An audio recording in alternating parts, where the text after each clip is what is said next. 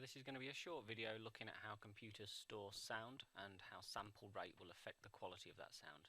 Now the issue we have with sound is that sound is an analog wave, whereas computers, as you know, only work in digital, so it's either on or off, ones and zeros. Therefore, in order for a computer to store sound, we need to use sampling.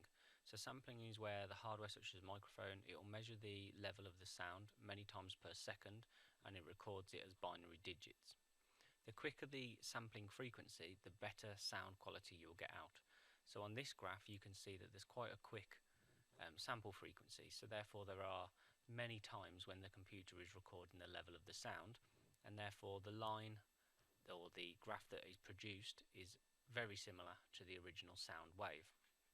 However, if you have a slower sample frequency, so there are less points within each second that the sound is being measured, like on this graph, you can see that actually the graph is only sort of a representation of the original sound. It's not actually that close to the original sound wave. This video highlights the difference in sample frequency and therefore the effect that it has on the end product.